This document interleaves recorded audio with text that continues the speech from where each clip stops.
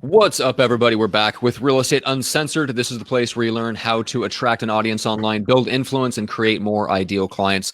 We have a great guest with us today, Jason Morris out of Myrtle Beach. You might know him from the Facebook group and the world of Facebook. He's a repeat guest on the show, so we got a bunch of stuff to get into with him. We've got the Evil Bald Ninja. Gene Volpe is here as well to join us and render us astonished with his range and depth of marketing knowledge. And then we've got Greg, who's here to astonish and amaze us with his hair. And nothing else. Greg, what's up? Dude, Jason and I are both rocking COVID here. I look like Kramer just popping through the front door. Hey, everybody. Kind of a moment. But, it's going to be a lot of fun. Jason and I were talking off air about stuff. Gene decided to put a hat on because he's tired of me saying he looks bald, I think, in every show. Oh, and there it is in all its glory. I love it. Now, it's going to be a great show. But, Volpe, do you have a tech tip for us? Because I'm going to throw you under the bus. No, I don't got nothing. Nope. I'm going cold on these. I am on strike. I'm on tech tip strike. Tech tip strike. All right. Well, then there you go. Bye, Gene. Okay. And so we'll continue on.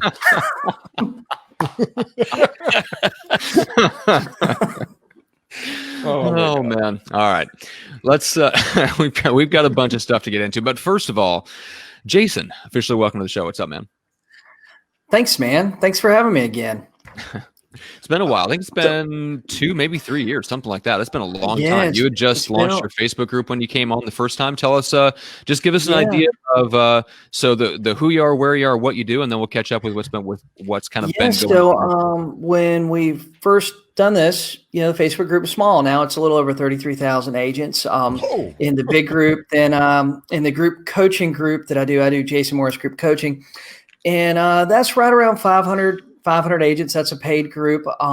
It's relatively inexpensive. It's about $40 a month. But what I do is I train agents to build a business that's going to work for them rather than a business where they're like working 7 days a week, 24 hours a day, right? I want to build systems and build things basically based around listings, building a listing heavy business rather than a buyer heavy business so that you can control your time, you can control your life, you can have better control over your income, and, you can just plan, right?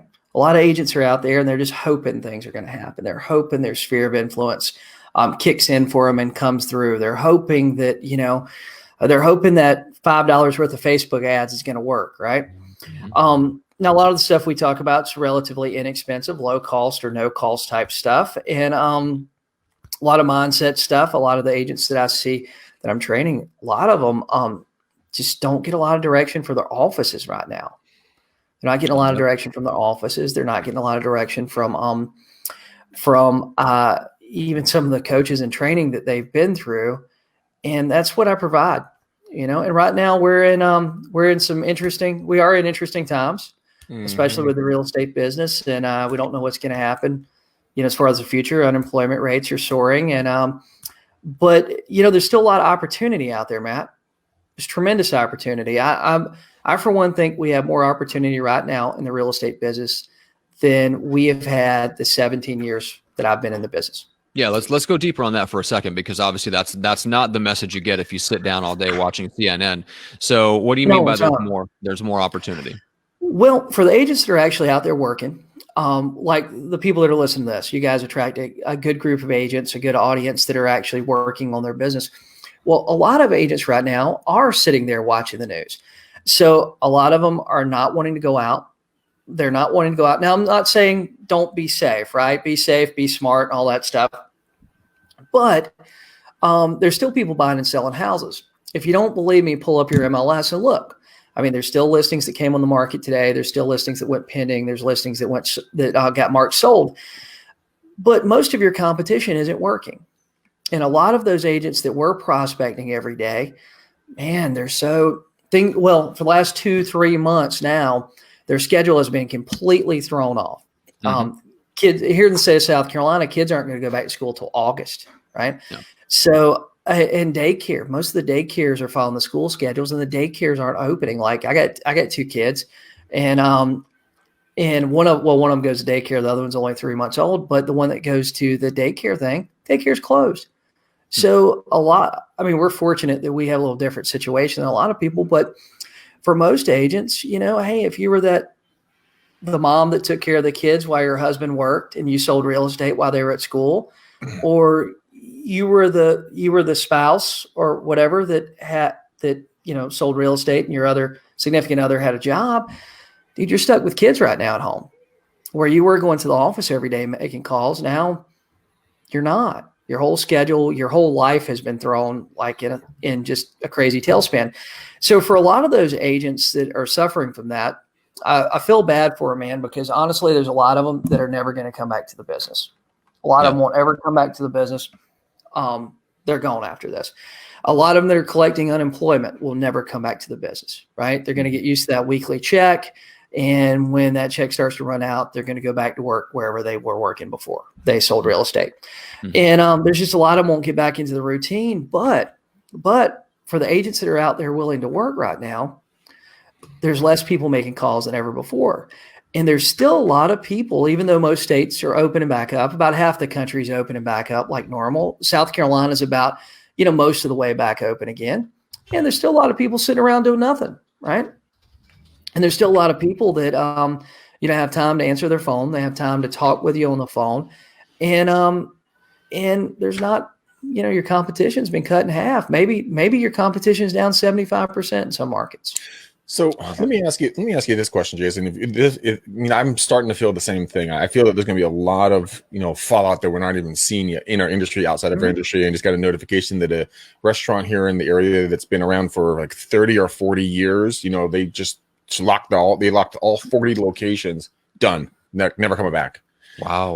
Because and that's just one that I've heard about, all the ones that are quietly slipping into the night. And I've been telling people, I've been screaming from the rooftops, this is not a deficit, this is an opportunity. This is when you go double down super hard in the paint and you crank out whatever you're going to be doing. Like I'm going super hard on videos, creating content every single day, being as visible as humanly possible, getting put on as many podcasts as I can.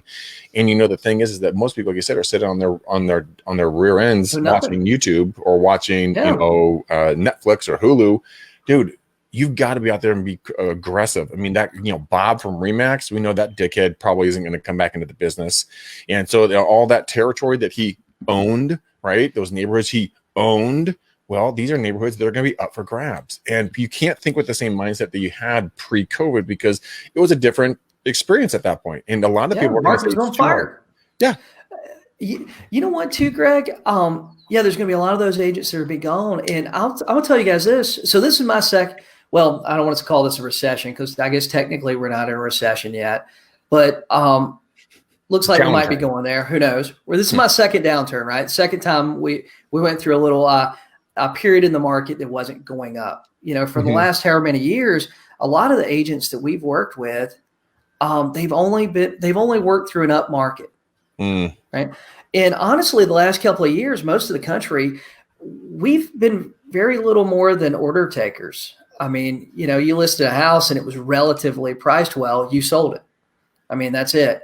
Now we're going to see where a lot of the people that have problems with jobs, unemployment, a lot of the people did mortgage deferrals and all that stuff. We're going to see some unique problems. We're going to see problems that maybe some of them we saw in 2008, but maybe some of them we didn't see in 2008, right? We might see some new ones, like short sales. Short sales didn't exist in 2006. They didn't exist in 2007. You can look at the Google traffic. You can look at Google history traffic and see that term short sale started trending in 2007, 2008 with actual traffic. So I believe we're going to see some new situations like that too. So the agent that was out there listing an occasional house every now and then that really didn't have much experience, didn't have much knowledge, didn't care to learn, that agent's probably going to be just like they've been. They've sold a couple of houses and that's it. But the agent that's willing to go out there and learn and be a problem solver is going to be extremely valuable in our market. And they're going to have a skill set. Having that skill set of being a problem solver is going to be something that like the flat fee listing companies can't do. The iBuyer programs can't do. All these things that agents have been concerned about the last couple of years competing with them. We're going to really be people that offer advice. We're really going to be people that help people through problems, right? And I don't know about you guys. I'm pretty excited about that. And not that I want people to have problems, but I'll tell you this, man, 2008, 2009 till about 2012, in my market, I've done a lot of short sales. Now, it wasn't that I liked doing short sales. I'll be honest with you, dude. I'm not good with paperwork. I am not a paperwork person whatsoever, but I kept doing. Once I learned the process, I kept doing them. And the reason being is because most agents in my market didn't have a lot of experience. Most agents across the country didn't have a lot of experience. And I knew there was a lot of people out there that had problems. And I knew that I was probably, maybe I wasn't the best. Won't be like crazy here. Maybe I wasn't their best option, but I was one of their best options, right? Mm-hmm. As far as advice and knowledge and stuff. And man, during that time, there's a lot of programs, just like there is now, where people can get money from the government to assist with moving expenses or whatever it may be. And dude, I had people do short sales, man, get a release from the loan for their house and walk away with, God, anywhere from $3,000 to $30,000 back then. Yeah. And it was part of the Obama Debt Relief Act. And I'll tell you guys something interesting right now that I think all agents should be doing. And me and Greg were touching on this a little bit before we started. Man, for rent by owners. There's a lot of landlords right now that can't evict. They cannot evict. They only got 1 or 2 properties. They can't evict. They can't collect rent. The tenant's behind on rent, whatever it is. And so therefore, they're going to have to do a deferment because they can't pay their loan, right? But if we look at that stimulus package that came out a little while ago, I can't remember the exact number, but I think there's like $150 billion towards housing. It might have been more than that, but I think the number was like $150 billion. And a lot of that money was going to go towards housing authorities. Now get this. I got a friend in Pennsylvania, and I was talking to them the other day, and they've got 7 or 8 rentals. Because of the government being shut down up there, the housing authority shut down. Right. So my guess is that money is going to be distributed through the housing authority. But I know here locally on the local level here, the housing authority doesn't seem to have a system. They've got money, but they don't have a system to give it out right now, at least in the counties that I work in a lot. And if you're an agent that can figure out that program on how to get money for these tenants that are behind, and you can start going out there calling your landlord list, and it gives you a big reason to call them. And dude, if you can help that tenant that's 2-3 months behind, or help that landlord get that tenant 2 or 3 months behind called up, you're going to be a hero. Mm-hmm. Yeah. And guess what? That landlord that couldn't evict, all of a sudden you can't evict a tenant that's not paying. You can't even file. You couldn't even file in the state of South Carolina for almost 3 months. Dude, there's some landlords out there that are sick of it. They're ready to do whatever they need to do to get rid of that house. They're not going to go through that again. Well, there's a whole nother segment of opportunity here for people to be, if you're going to be doing calling or targeting, Airbnb and VRBO. These are property heavy individuals. That was a really fun, sexy thing to do. But as of this recording, Airbnb just laid off another 3,000 people, and so there's a massive bleed that's taking place right now. And if you have 1, 2, 10, 15 properties that you're crushing on an Airbnb or VRBO, you can start marketing to these people, because there's also another 2,451 down payment assistant programs out there in every county, every state, every city. 83% of them have money waiting for home buyers to go out there and start buying. And if the market's going to take a dip, you can get over 2,400, loan down payment loan system programs. 36% of those are for non-first time home buyers. And as we all know, first time home buyers are just the people that haven't bought in 3 years or owned in 3 years. So if you owned, lost, or owned and dumped, and now you want to come back in, you can 36% of those programs are earmarked for you. And you can layer them, so you can put program after program after program under each other and around each other to help assist. So if someone's out there and they're like, oh, I'm losing my investment, or I'm losing this or doing that. Okay, cool. Well, why don't we do this? Why don't we dump the asset that's not working, do a 1031 exchange, or go cash heavy and pull out, take the tax hit, and then let's use these loan down payment assistance programs, help you get into another property. I mean, this is not the end of the world. I mean, a lot of people are going to say this is woe is me, the life is over. No, it's just changing. It's a snake shedding its skin. We're going to come back. We're kind of, you can come back stronger. It's just how you going to attack it. I heard Matt do an audible whoa when it came to the down payment assistance programs. Oh yeah, like stacking them together and different things like that. Yeah, it's insane. We're in an odd niche of time where the government is about to throw a lot of money around, but do it as the government does most things, badly, and with very little oversight. So so you might as well either try to take advantage of it or get educated in it to become a problem solver, which I like it, Jason. I like that about your approach, because you're right that number one, that's always worked. That's always what the best agents do. But in a downturn, it leaves everyone else that can't be a problem solver. It essentially sweeps them out to sea, and everyone that can solve problems are the ones that are left standing, So I love that approach. Tell me a little bit, because your original focus, I think we probably went in depth on it the last time you were here with us, is that you were really, really big into for sale by owners. I'm curious how that's evolved over the years. You know what? I still train a lot on for sale by owners. I still train a lot on expireds. Not a lot of that's changed. I mean, really the same objections I was getting 17 years ago when I first started selling real estate. They're the same objections we're getting now. There isn't really a class that's, hey, 101 new objections to give real estate agents. The same things out there, hey, I don't want to hire an agent right now. I'll pay you 3% if you bring a buyer. I don't want to pay a commission, the same objections we were hearing, 15 years ago. God, they were hearing them 25, 30 years ago in the real estate business. We're still hearing them this week. We got some new conditions out there with the coronavirus that's a little bit different. People are a little nervous about somebody coming into their house or somebody coming into their house without a mask, things like that. But even that's gonna, I really believe it's temporary, I believe it's temporary. It's it seems like every time you turn around, there's new information coming out there where maybe things aren't quite as bad as what we thought a month ago. And CDC even had something that it released yesterday saying it wasn't as contagious on surfaces as thought. And so here's a funny thing about this. Everyone's freaked out about you gotta wash your hands, and hygiene is good, right? Don't get me wrong. No. But why is it not contagious on the Amazon packages or at Safeway or at Walmart packages? How come it doesn't stick to those surfaces? It's so weird. It's so weird. It's so weird, man. Yeah, but Jason, I'm with you. I think things will get back to normal. I think that there's going to be a very small segment of the population that will be very reluctant for a while to kind of get back to quote unquote normal. And like the next time something comes around, they'll be the first ones to throw the masks on again. They'll be the first ones to break the gloves out again, or to self quarantine, so to speak. But I think the majority of the people are going to get back to normal. Which I think is good, and it speaks a lot for agents. I don't think we should be hoping that people don't that there's some new normal in real estate that now people aren't going to want to do open houses. Therefore, I don't need to worry about learning how to do open houses. Like, people have been doing open houses since I don't know how long.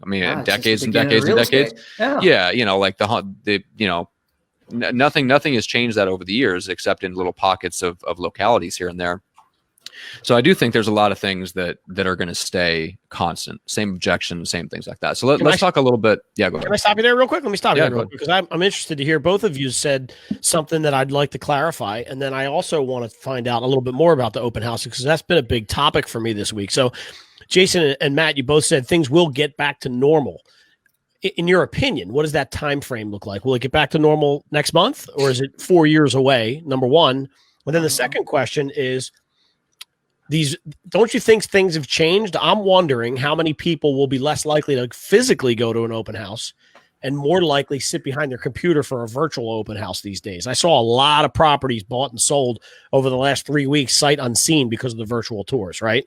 So 2 questions in one there, if you can just tackle both of those. Yeah. Jason, go first and I'll come after you. Man, well, you know what? The open houses in my market, I'm in South Carolina. Dude, I feel like things are back to normal. We aren't social distancing, nothing. It's like, I've seen some occasional people wearing masks and stuff, but other than that, for the most part, we're back to normal. I'd say give it another month or so. It's kind of wild. They said, hey, hospitals are going to be full and all this stuff, but it never happened here in South Carolina. Never happened here either. And it didn't happen anywhere that I know of. And so I think that I think another month, I think things would be back to normal. I mean, open houses, I've never been a fan of open houses anyway. I wish they'd go away. Really, you know, if we want to be honest with it, you know, it's going to take you, you schedule 3 hours for the open house, right? It's going to take an hour to get ready, an hour to clean up. Okay. So you got 5 hours in that deal. And that doesn't include like, you know, calling the neighborhood and inviting people. It doesn't include nothing else, right? Just putting out your signs, you know, whatever you do before it, doing the open house, you know, and then cleaning up. So you got 5 hours in that deal. But Greg, like what would happen if you sat in your office where it's nice and air conditioned and you're really comfortable drinking coffee and you prospected for 5 hours? You know, your business would explode. Your business would explode, man, if you done that every Saturday rather than go sit on somebody else's couch in their living room and hope somebody showed up. It doesn't make open houses never made a lot of sense to me, you know. I mean, I've done them over the years, but I mean, think about it. I mean, what if you were able to go in and do some high tech stuff and be able to, you know, tell them, hey guys, I'm going to do a video open house. Please ask any questions. You know, tag in from wherever you are. I'll be able to show you anything, answer any questions for you. You can do that. You can do the Australian model of doing a 30-minute or a 1 hour open house that you market strategically for that one use at time. I mean, I think what if you were able to take that video or that you shot about the house, put it in a custom landing page, take that link, email it out to every agent in your marketplace, you know, say, hey, look, I have a brand new listing. Here it is. Here's the inside video of it. You know, Matterport, if you guys didn't know this, Matterport just came out last week and they stated that you can now shoot a Matterport video with your iPhone or one of your 360 cameras. And it's incredibly reasonable. You don't need all that big chunky equipment anymore. You go say, hey, look, here's a Matterport. Here's a walkthrough. You can put embedded videos into your Matterport video so you can talk about specific stuff in the house, answer specific questions that are commonly asked questions. You know, I mean, I honestly, we've gotten hundreds of deals from open houses. It is the thing that I despise the most. I hate fucking putting up those signs. I mean, I hate them. Like, hate them. But I hate picking them up. I don't want to go pick them up. You know? You're sweaty. You've been out working. It's like 95 fucking degrees. You're like, oh, why am I wearing khakis? And is my butt, you know, butt sweat showing? Oh, Jesus, this is just a rough day. Well, if I was going to say, Greg, the answer to that question with you is always yes. Just assume that the answer is yes. So, but guys, you know, like us on this call right now, we're at the top. We're probably in the top 1 or 2%, right? As far as knowledge about technology, knowledge about stuff, right? Especially internet, Facebook, social media type followings. So if we sat there on our Facebook page and we did a 1 hour open mic night, not open mic night, but open house, right? We did a 1 hour open house. We invited people to ask questions. We shared it maybe to a few groups on Facebook or something. We could probably have dozens, maybe even 100 people watch our video, right? Over the course of, you know, without doing any type of boosted ads or nothing like that. So we could get a lot of people in there. But the average agent out there, the newer agent, they don't have, you know, I'd say they don't have a big budget. They don't have a big budget. They don't have a lot of knowledge about Facebook. They don't have a big Facebook audience or anything like that. You know, what about them? You know, they're going to be sitting there in the open house for 2 hours on Facebook Live, and they're going to have, you know, their grandma's going to watch it, and maybe their sister or brother like clicks on it one time, you know, for a couple of seconds. You know, I just feel like a lot of those people would just be better off skipping the open house and prospect, actually reaching out to, you know, let's say you do an open house and you really work your butt off getting it set up, right? Do a really good job. And let's say you have a really good one, and how many people would you say come through? 20, maybe 30? Dude, you get 20 or 30 people come. Is that groups or people? If you had 20 groups come through, that's a rock star day. Yeah, 20 groups, you know, it's like a husband and wife or, you know, people looking, right? You got 20 people come through it, or 20 groups come through it. That's a really good open house. At least here, that's a really good open house. But a lot of these agents aren't doing that. Like when I've done them before, we'd knock on all the doors and stick flyers in the door if they wasn't home, and personal invites and all this stuff, you know, do mailers out. And we'd have a good turnout, like even within the neighborhood. And but even if you got 20 people to come, if you got on the phone for that same amount, 5 hours, and you just used a single line dialer, you're gonna be able to call like 60 to 80 people an hour on a single line dialer. Let's just say 50 people an hour to make it easy. So you're going to take and you're going to call 50 people an hour for 5 hours. So you got 250 dials you made. Let's say you get 1 out of 8 on the phone. You're going to target for sale by owners and expireds. You get 1 out of 8. That's going to give you somewhere around 30, 35 people that you actually get to talk to. They're going to be targeted sellers or people that at least wanted to sell their house at one time or another, right? Those 20 people that came in the open house, 10 of those are nosy neighbors. Those groups are nosy neighbors. Maybe 1 or 2 are thinking about selling their house. Maybe 1 or 2 have a brother or sister they'd like for to move closer. But those 20 people aren't really targeted. Maybe you have 1 that's serious versus having that 30 to 35 that wanted to do something because either they got a for sale by owner ad on Craigslist or they expired last month or whatever it was. At least they wanted to do something at some point fairly recently, within the last, depending on how far you go back with expires for the last 12 months. I don't know. I know that's kind of getting off topic as far as questions and stuff on open house versus no open house, but well, I think what it really comes down to, this is an opportunity for people to really kind of reinvent themselves and have the ability to stand up. And you and I both are, are they effective? Yes. Do we want to do them? No. So, it's a very good way for you to say, hey, look, Mr. and Mrs. Homeowner, we don't do open houses anymore for health reasons. No one's going to fight for that, right? Yeah, that is true. That's like a get out of jail free card for every listing agent who doesn't want to do open houses anymore. Oh. That may be the best thing. That may be the best thing that comes out of COVID-19 for real estate agents. But trading open houses. Yeah, but can't I ride in the back seat of your car? COVID. Sorry. COVID. No, can't do it. I got kids. I got grandparents. Exactly. But the other thing is that you're not gonna have to do door knocking anymore because nobody. Who was I talking to? Oh, I was talking to my buddy Jake. And he was telling me that he had someone come and put just a door hanger on his front door, and he's a normally pretty mellow dude. Yeah, he wasn't so mellow. Like he was pissed that like someone would infringe upon his space. So that's another thing that agents could potentially get themselves out of. Potentially eliminate open houses. Potentially eliminate door knocking. So you'll be doing calls, texting, social media, video, YouTube, email database. Management, all kinds of more passive aggressive, more passive marketing than what you're being told to do right now. So here's the question. Is that going to help or hinder the agent population? And Gene, what would you say as a marketer from what you see with all the different marketers out there? Is it going to help or hinder people to air quotes, potentially not do open houses and potentially not do door knocking anymore due to COVID and everything else? I think not being able to do that is going to kill 50% of the population because I think agents have no idea how to do the rest. Like most people struggle with the tech side of it. And if you're forced to not do face-to-face interaction, no more networking groups, no more of that stuff, I think a lot of people are going to be caught holding the bag unless they dive in and figure out how the hell to create leads and send mass texts and figure out what the laws are behind, spamming people. And there's a lot to it. It's not easy. You don't just flip a switch and all of a sudden you're on Facebook and you got people hitting in your chat bot. That'll be tough.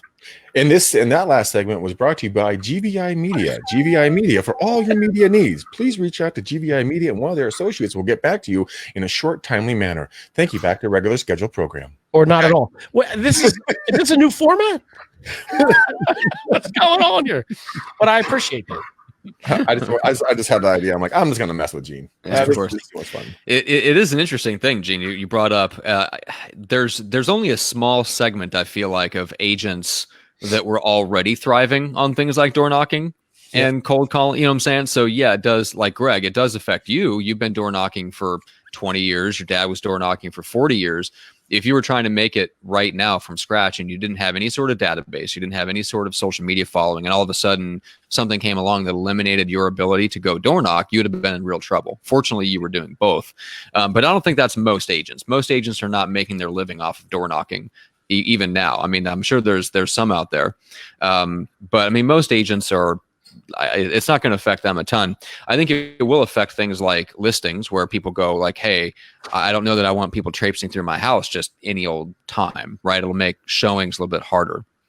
I think another side effect will be buyers will spend more time on the front end previewing properties before they go hit the streets. But I think the average person, and Jason, I'm curious about this from your perspective, but my bet is that the average person at the end of the day will still want to narrow it down to 2 or 3 possibilities and then go see how it feels in person. Because to me, buying a house is still 90% based on the feeling that you get when you stand in a place. Jason, what do you think? Oh, without a doubt, man.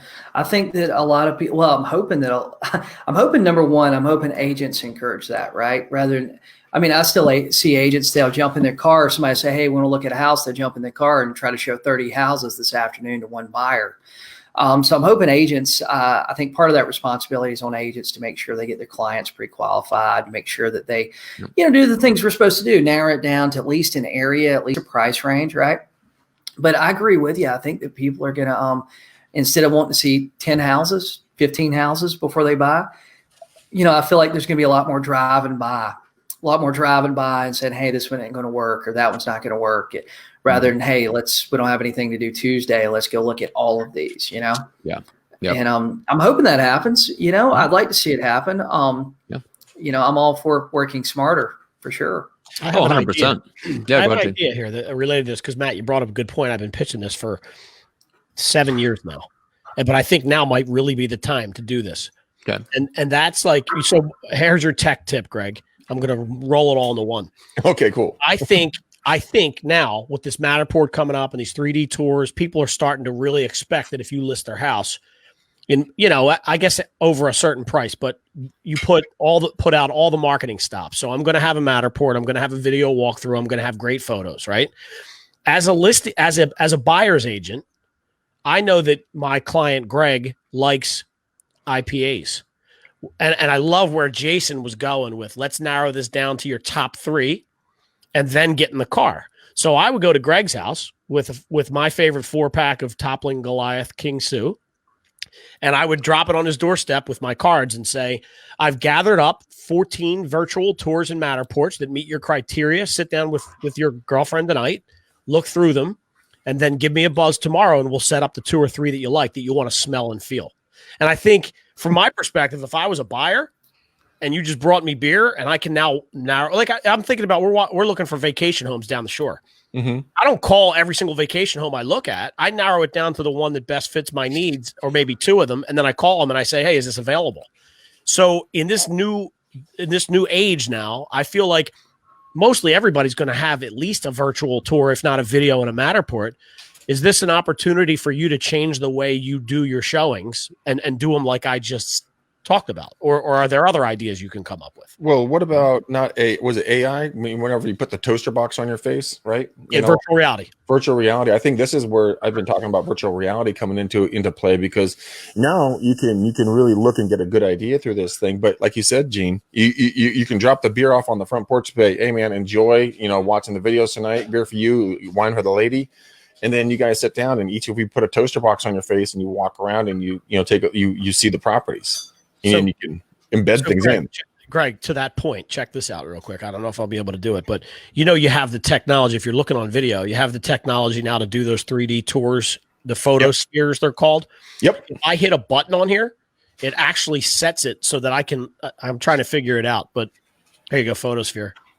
Watch this. If I can get it to show you, it basically sets it up so that it shows you the thing through 2 eye holes. So you can put this in your virtual reality headset. Oh yeah. It's already set up like that. Like you can do that today, right? Yeah. So the technology is going to get crazy real quick. Yeah. Oh yeah. But you can get was it Google Box? What is it? Google Cardboard. That's what it is. You can get Google Cardboard. They're a couple of bucks a pop. You can put your own personal branding on the exterior of it, and you can show them exactly how to do what Gene just talked about. Is you'll get your camera set up in a certain mode, drop it in the Google Cardboard, and then they're looking at images of this property with your branded little headset that they can now keep because it's a couple of bucks. Kind of neat. Jason, are you seeing, like, just from your clients when they're walking into listing appointments, are we hearing bubbling up from the consumers? Are we seeing a demand from consumers yet to do this, or is this all speculating on things that are cool and the consumers don't know about yet? I'm a big believer that a lot of the stuff that we talk about as agents, general public don't know about it. You know, they don't know it's an option. I think some of the agents now I'm in a market, you know, typically we see things, you know, happen on the West Coast and in bigger markets a little quicker than we see it here in South Carolina. You know what I mean? Yeah. We're not a big tech driven area, or big tech savvy area. That's probably what I should say. I feel like a lot of the stuff, even like drone footage and stuff like that, like I feel like it's something that agents are selling people on rather than the people saying, hey, Matt, I'll hire you, but you got to use Matterport. I don't think the general public as a whole knows what Matterport is. Right. They might have seen the videos, but you know, that isn't something they're saying, hey, there's probably that rare seller that's saying, hey, I got to have this. I got to have an agent do this. Mm-hmm. But I think the majority of them, I don't think they're looking for it right now. Well, that's, I mean, that's, Jason, can I ask you this? Like, do you think this is an opportunity for a guy like you to introduce that to a seller? Yeah, I don't think it's a bad thing, right? Now I'll tell you something that I've talked to my agents about that are my coaching program is you got to look at the market you're in, the price points you're in, and what is a financially sustainable listing process, right? Because I'm a big believer in you have one listing process that we're selling a service that sells houses, we're not creating a specific plan for each individual house. Right. Yeah, that's what I train agents to do. So now I've seen agents that have come up with these systems and they're in markets like mine where an average commission check's about $5,000-6,000. And they've come up with these systems, man, in between drone footage, a staging consultation, all this stuff. As soon as they get the listing paperwork signed, they're spending $1,100-1,200, right? And the problem with that is in an up market, things are great because you're going to sell enough houses that $1,200 that you're putting out on every single listing doesn't really matter, right? And if you're selling 75, 80, 85% of your listings, there again, it doesn't matter. When the market drops off and all of a sudden, instead of selling 85% of your listings, you're selling 45% of your listings, dude, that $1,200 a listing is going to be a lot of money. Right. So I think that we need to be really mindful of the financial sustainability of the listing system that we're creating. And I'll tell you guys this too, like back when I first started, the talking house was like a big deal, right? They were $250. You guys remember those? Yeah. Oh, yeah. You logged in, I think it was 11:20 a.m. or something like that. You parked your car about 10 feet away or it was going to be too far away. And they could hear me talk about all the great features of this house. And it was really cool. I went to a real estate thing. They sold me on it. I bought 5 of them right away. I was a broke college kid that just started selling real estate. I charged them on my credit card. And it was great to talk to sellers about, right? But the problem was I only had 5 of them. And so I went out there and I was selling the talking house literally to my sellers. Well, I only had 5 and I couldn't really afford a 6th one unless I charged up my credit card a little bit more or sold a house, you know? So it created a process for me that kind of limited me to 5 listings until I sold something, but I also had bills and dues and all this other stuff I had to pay that come out of that. So with that example, nobody knew about the talking house. The general public wasn't asking for the talking house. It was me selling it to them, right? I did the same stupid thing with flyer boxes, right? I went to a real estate thing, talked to this agent, was selling a lot more houses than me at the time. I come back and I said, man, I got like 50 something listings. I need flyer boxes on all of them.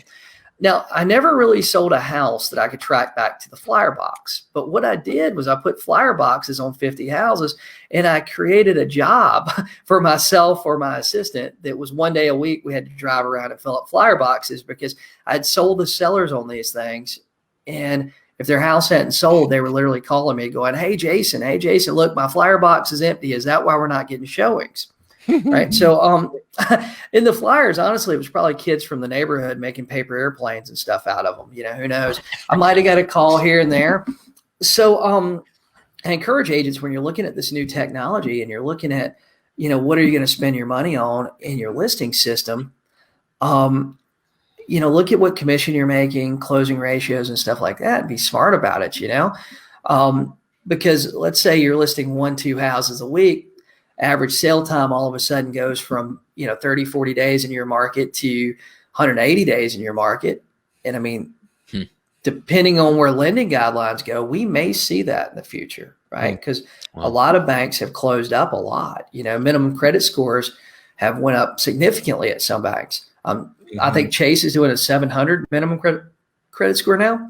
So when we see days on the market go up, like all of a sudden, if you're spending $1,000 a listing between professional photography, Matterport, drone footage, only God knows what, all of a sudden, instead of you carrying $10,000 on 10 listings, you're going to have, man, if you're listing one a week you're going to have 20, 25 listings maybe. Your inventory is going to go up and your time on the market's going to go up. So I just had a totally weird idea. I don't know why this popped up. But I mean, so all different industries are getting hit, right? And one of the industries that's getting hit is actors and actresses, professionally trained actors and actresses. Why not get a professionally trained, attractive human being, out there to walk through the property and do a professional narration of it? Give that person a little bit of money, build a relationship with them and their sphere of influence. Get someone who likes being cameras, good on camera, used to be on camera. Make the home sound and look incredible, and you can sell that to your sellers going, hey, look, I'm going to have a professional actor or actress. Here are a couple of headshots. Pick which one you want. We're going to walk through and represent your property, because then you're doing a couple of things. You're helping another industry, you're building a new relationship, and you're potentially getting introduced to a new sphere of influence, all by just by taking some of your money and pushing it over to just a whole new idea. What do you guys think about that? Maybe. Wow, that one went over like a little. I mean, the only celebrity we have in Myrtle Beach is we got one of those Tiger King guys. Like, get him out. We got a guy from the Tiger King, and then we had a reality show called Myrtle Manor, which was about a trailer park, and those people are available if they're not in jail. And that's about all we got over here, Greg. And we don't have a lot to choose from. No, I'm kidding. There's probably somebody out there, but you know what? Even though I'll tell you guys, I've done this recently. I had some video that I wanted narrated, and it was more for a coaching thing than it was a general public client thing. But dude, you know what? I got an amazing voiceover from Fiverr for $20.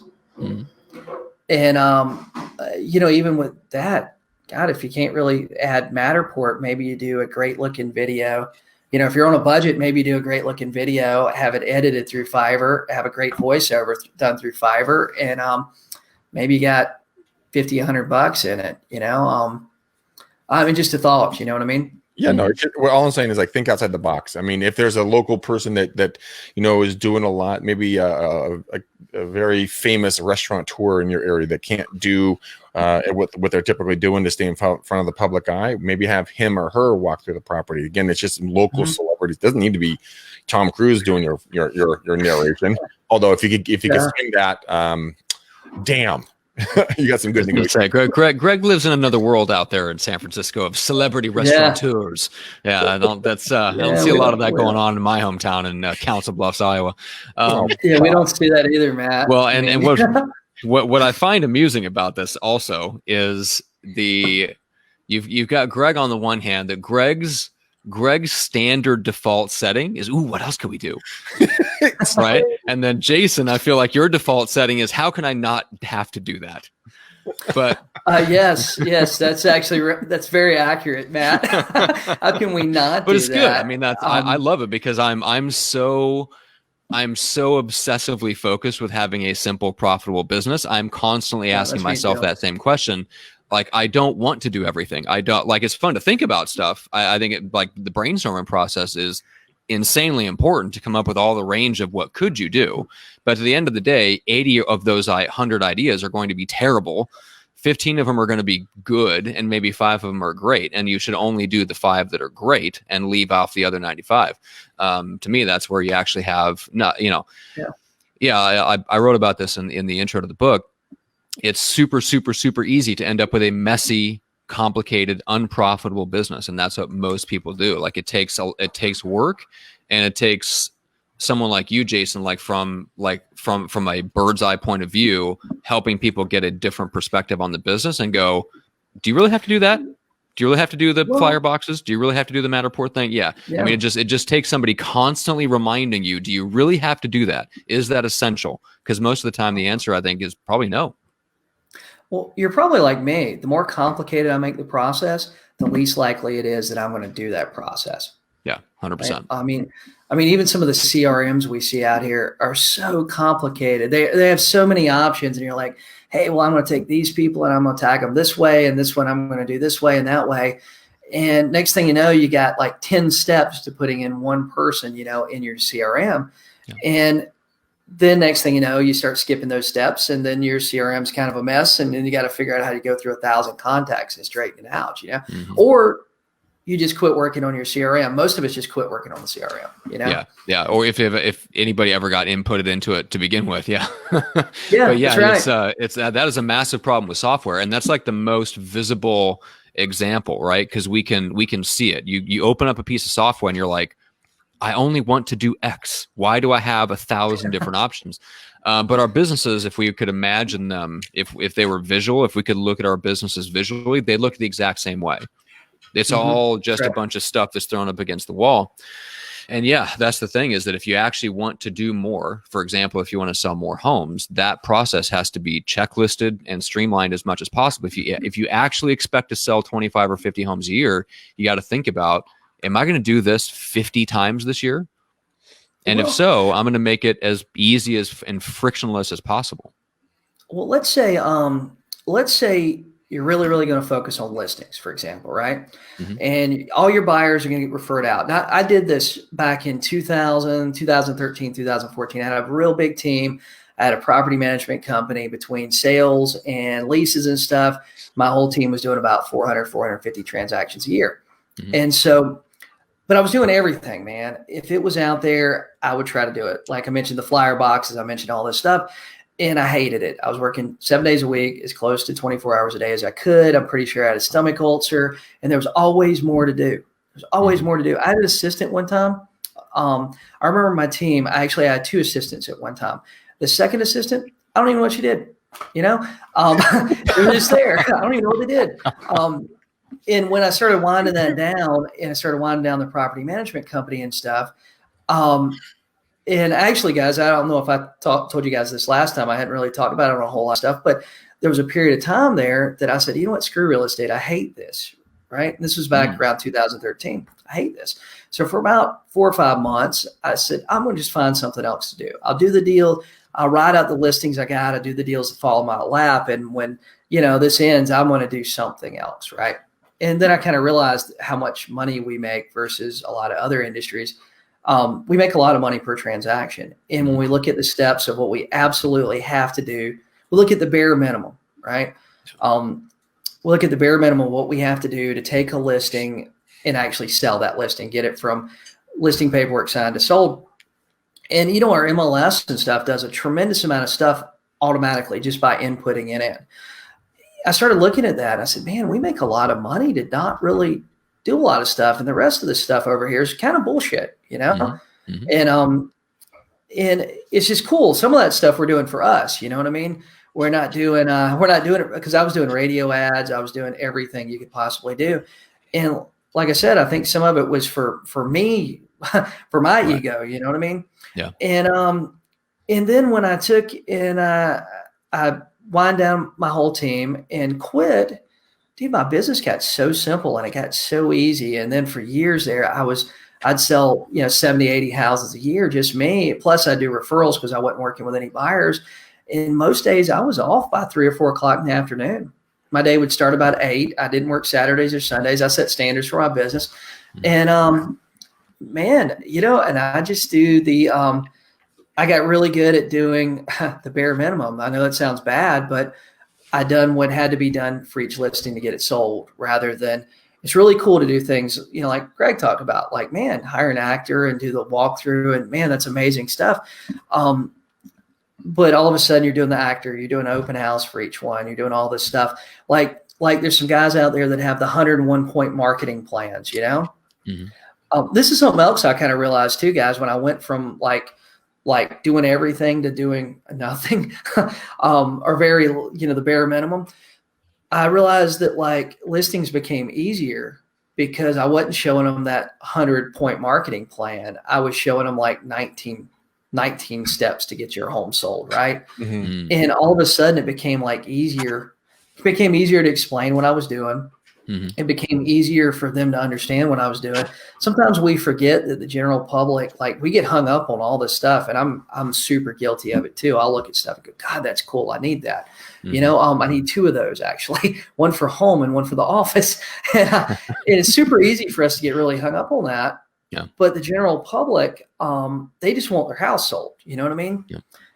And I really think I've got listings over other agents because my whole process, it was a real plan that was really simple. There wasn't a lot of moving pieces to it. Where some of the other agents would come and they'd have so much information to just overwhelm them. I mean, what do you guys think about that? You got a 150-point marketing plan. I mean, quite honestly, if you remember the general public, are you even looking at the 150 points?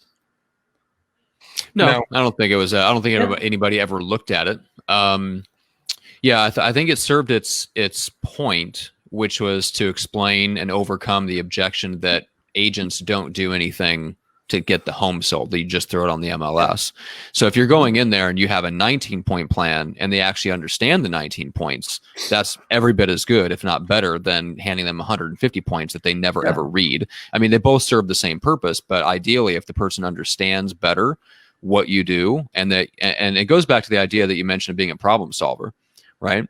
It's not just about like, I'm here to get your home up on the MLS and then sit back and drink a Jack and Coke while other people show your home. Like I'm here to perfectly match the strategy behind the marketing of the home and the pricing to attract the right person to get them to the negotiating table where I can do my real job and get the deal done, right? If that's the way that they see you and that's the way that you present yourself, that is valuable. And you can take the foot off the gas pedal of trying to show all the marketing stuff that you're doing if your focus is on the process and they see the value in what you're doing. So that's my personal point. I think they both work. But yeah. I'll tell you guys something too. When I started doing that, well, you know what? When I was pre-2013, okay, so I was really into a lot of stuff we see. Like, man, I had a book, dude. I had a book, right? I had a book that I would send people about getting their house sold. Damn thing was like 100 pages, right? Nobody ever read the book. I didn't even read the book. I had somebody else write it. I'm not sure anybody read it. So after 2013, I hired a different coach. He told me I needed pre-listing package. I'd used a version of it before, but this guy helped me really, really narrow it down to about 8 or 9 pages, 10 pages, right? And when I narrowed that down to 9, 10 pages, 12, and I think it ended up finally about 12 pages because I had some common questions in the back of it and stuff like that. And one of the things that happened was all of a sudden people started looking at it. And something I told my coaching clients during this time where you couldn't really leave home and it was shelter in place all over the country, I said, guys, if you can't go look at houses, still make your calls and focus on getting your pre-listing package into as many hands of sellers as possible, because right now they got time to look at it. That's true. And in that 10 to 12 pages, I noticed that, I'd go on so many appointments where people would have it printed out. People would have it printed out. They actually looked at it. All of a sudden, my presentation, my actual listing presentation wasn't about a marketing thing because they already knew what I was going to do because they actually looked at my pre-listing package. My presentation was me going through my paperwork, which I think is almost equally as important. I think a lot of agents out there aren't getting listings because they can't explain the paperwork properly, that people feel comfortable with. I mean, that's kind of a odd thought, but I've just seen it, Yeah. And that's true. So, guys, I mean, I think that a lot of agents, if we look at the multi-level marketing industry, that's a great example. Right now, a lot of the training in the multi-level marketing industry is get people to your presentation, right? I mean, we've all seen that. We get pitched these real estate people get pitched these MLM things, God, once a week. I get tricked into them, watching them. And the idea is getting as many people on the call as possible, right? And getting as many eyeballs to see it. What if we done that in the real estate industry? And we started taking a pre-listing package, a 10, 12-page PDF, or maybe a 5-minute video, right? Not 50 minutes, just 3 to 5 minutes that goes over your pre-listing package. What if we done that and we focused on getting that in as many hands as possible? That's a damn good idea. And then following up with those people that you sent it to, right? And I mean, it's pretty easy to have somebody on the phone and they say, hey, I don't want to list my house today. And you go, hey, no problem. I tell you what, let me send you over a package about me and my team and what we do to sell houses. When you get ready, you'll have all my contact information. You know something about us. What's your email address? I guarantee when you do that, and I've learned this from making calls myself, 8, 9 out of 10, I'll give you their email address with very little hesitation. And then you've got another way to contact them. They got a piece of information. You got something to follow up with them about tomorrow and basically go, hey, Greg, hey, this is Jason Morris. I sent you over an email yesterday. I just want to make sure you got it and see if you looked at it and you had any questions. And so that's been kind of interesting too for me. I'll tell you what, I've got people that will call me every now and then that I sent my pre-listing package to. I got an appointment on Tuesday. I sent my pre-listing package to this woman probably 2 years ago. Oh my God. Yeah. Sent it to her probably 2 years ago. Forgot about her, right? She calls me up and she goes, hey, Jason, we talked about 2 years ago about selling my house. We were thinking about putting it on the market. I got all this stuff from you. Are you still working for EXP? And I was like, yeah, we still, actually our marketing plan has advanced a little bit. And honestly, it's the same. It's the same as it was 2 years ago. I haven't added anything different really. Nothing different that she would know anyway. Mm-hmm. And I said, yes, great program. We sell a lot of houses every year. And EXP's actually expanded even further since then. So when's a good time for us to meet? And I'm going to meet her Tuesday. I'm just taking the paperwork over there. And that was from a pre-listing package I sent out like 2 years ago. Goodness. Right. And this woman printed it out. She's held on to it. But I get calls regularly, stuff like that, that they got my stuff. That's such a simple thing. I mean, there's a lot of different programs out there. My brother has a company called Likely.ai, and it's a predictive analytics, right? He's going to predict the most likely people to sell in different areas. He's just kicking ass with this program. But I mean, if you take that and then you just send it out with a customized landing page with a video embedded into it, well, hey, I don't know if you're thinking about selling, yada, yada, but hey, click the link below, fill your information in, and my team and I will text or email over the link to my listing package to know what you need to do to get it.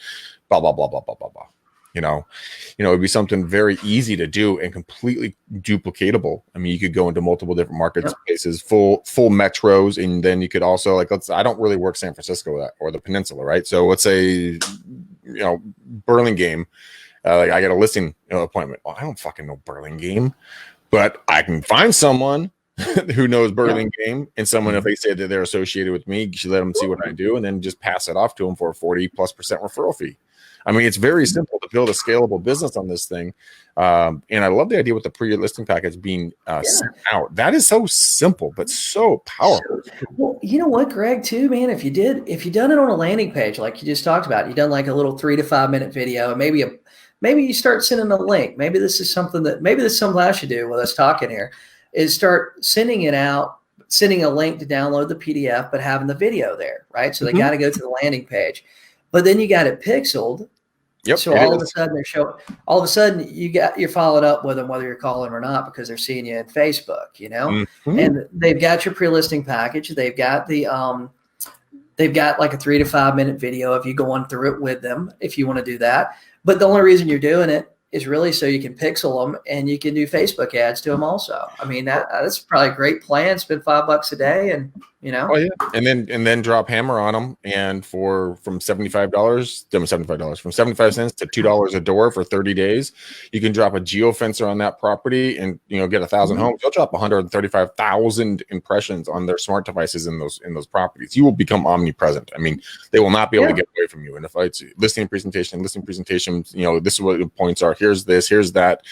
I mean, they're going to be like, oh, fuck, dude, this Jason guy's all over the place. He's on point. See this guy everywhere. God, my dreams. Yeah, you could easily, do that. So you're following back up. There's so many things you can do, I mean, that's probably the problem. There's so many things you can do.